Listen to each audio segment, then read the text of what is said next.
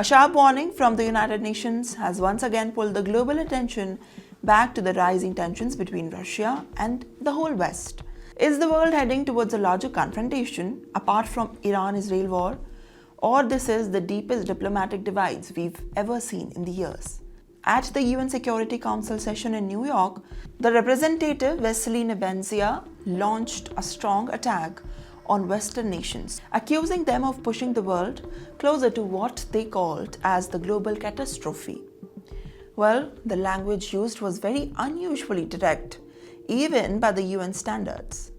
Now, Nebenzia argued that the Western powers are undermining the UN Charter through the military interventions, NATO expansions, and what is described as the rules-based orders, well, designed to serve the Western interest rather than the global interests.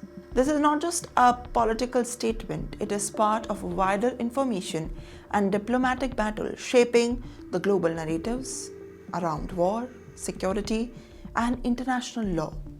The Russian envoy accused the Western countries of double standards and then claiming that they use military force to protect the political economic dominance while ignoring the root cause of the global conflict.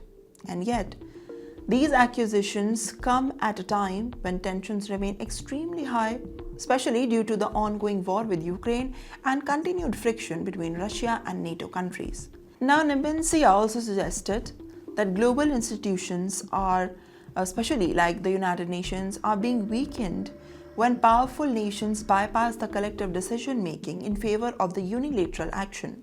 Well, however, Western diplomats have constantly argued the opposite. Their actions are meant to defend the international stability and deter the aggression. Because what is unfolding is not just a disagreement over the policies, but a deeper clash over how the world should be governed in the 21st century.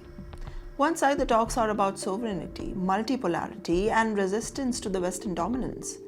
The other emphasize rules on the border-based alliances, collective security, and others on the same line. And in the Middle East of this all, the United Nations becomes the stage where these competing visions collide. Nebenzia's remark reflects a growing pattern of sharp rhetoric at a global forum, where the diplomatic language is increasingly replaced by the direct accusations and strategic messaging. So the key question is now no longer just about one speech at the UN. It is more about whether the global diplomacy is moving forward towards the resolution or further fragmentation.